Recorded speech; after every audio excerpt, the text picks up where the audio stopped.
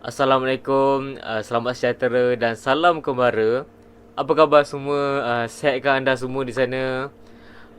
Baiklah, nama saya Muhammad Afiq bin Said Nasir, merupakan seorang Presiden Kelab Kembara di TSM untuk sesi 2019 dan 2020. Baiklah, pada hari ini anda akan menyertai khusus kepimpinan untuk AJK tertinggi iaitu KEKUAT 2020. Terlebih dahulu, saya wakil daripada Majlis Tertinggi Kelab Kembara UTSM ingin memohon maaf kepada anda semua iaitu batch Oscar kerana tidak dapat membuat program ini secara bersemuka dan lebih teratur. Ini kerana kami tidak dapat untuk membuat program ini secara bersemuka disebabkan berlakunya pandemik COVID-19 ini. Seperti yang anda tahu, program ini akan dijalankan pada bulan 3 pada tahun ini, tetapi seminggu sebelum tu berlaku PKP dan dilanjutkan sehingga hari ini.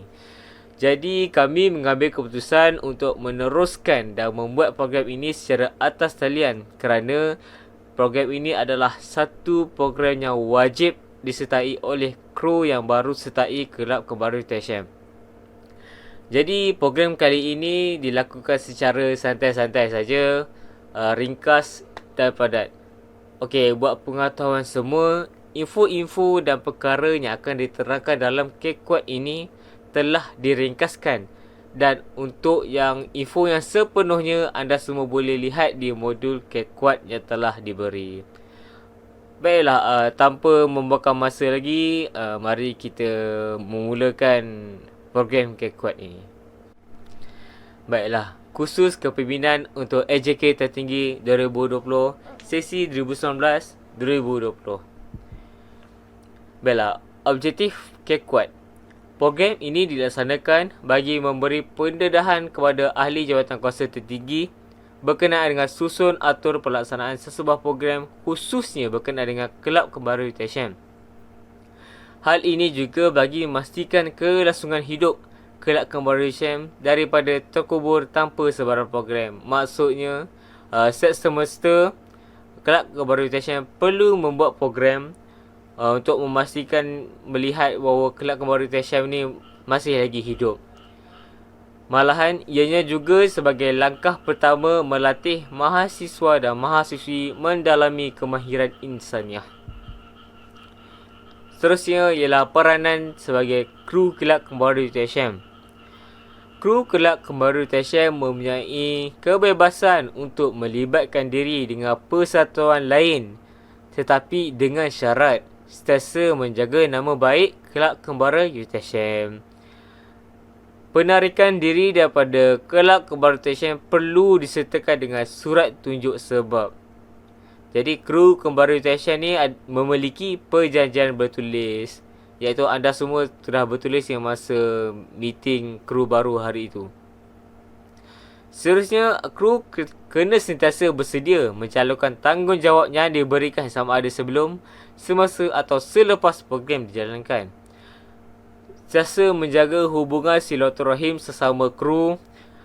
Sebarang perselisihan faham sesama kru adalah dilarang dan perlu diselesaikan secepat mungkin. Seterusnya, mempunyai daya saing yang tinggi dalam apa jua bidang yang diceburi. Baiklah, seterusnya adalah peranan pengarah program. Jadi, pengarah program ini adalah sebagai ketua untuk sebuah program. Pengarah program akan dilantik oleh majlis tertinggi untuk membuat sebarang-barang program pada semester itu. Seterusnya, pengarah program merancang dan mengumpul maklumat berkaitan program. Seterusnya, pengarah program membuat kertas kerja dan memastikan AJK program melaksanakan tugas secepat mungkin. Baiklah, seterusnya adalah kertas kerja. Berikut merupakan carta alir kelulusan kertas kerja aktiviti pelajar pejabat hal ehwal pelajar HCP. Untuk program yang bermodalkan RM1000 ke atas, step pertama adalah permohonan kertas kerja, iaitu kita membuat kertas kerja. Seterusnya adalah mempunyai sokongan pegawai penasihat ataupun penyelaras, iaitu kita mempunyai penasihat kita Penasihat Kelab Kebara iaitu SR Dr. Anwar daripada Fakulti FKAP. Seterusnya akan ditangani oleh Ketua Jabatan HCP, Pejabat Berdahari, dan yang terakhir adalah kelulusan oleh Penolong Naib Chancellor Hal Ehwal Pelajar dan Alumni. Lepas itu selesai. Untuk program yang bawah RM RM1,000, pertama sekali kita membuat kertas kerja and then mendapatkan sokongan pegawai penasihat iaitu Dr. Anwar, mendapat kelulusan oleh Ketua Jabatan HCP, lepas tu selesai. Baiklah, seterusnya adalah carta alih penghasilan sebuah program. Sebagai seorang pengarah program, anda akan mendapat tugasan membuat program daripada Majlis Tertinggi Kelab Komputasi pada semasa itu. Seterusnya, pengarah program perlu mengumpul maklumat berkaitan program tersebut, sebagai contoh tarikh, tempat dan juga masa. Seterusnya, pengarah program perlu menghasilkan dan menghantar kertas kerja kepada HCP dan sentiasa up to date dengan HCP sama ada kertas kerja itu telah diluluskan ataupun tidak. Jika program itu memerlukan kenderaan, jadi penghantaran borang permohonan bas perlu dilakukan. Seterusnya, pengarah program perlu berhubung dengan pihak luar jika perlu. Sebagai contoh, jika kita bertempat di kem-kem yang ada di Johor, anda perlu berhubung dengan mereka. Jika ada permit, anda perlu berhubung dengan pejabat hutan, harga dan sebagainya. Seterusnya, setelah selesai semua itu, anda pengarah program perlu menubuhkan organisasi program.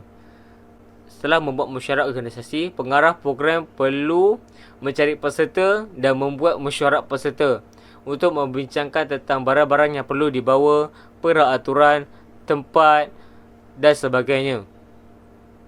Seterusnya, pengarah program perlu memastikan kelengkapan dan dokumen program yang lengkap dan program berjalan. Setelah program berjalan, pengarah program perlu membuat postmortem untuk mendapat feedback daripada peserta-peserta yang ada.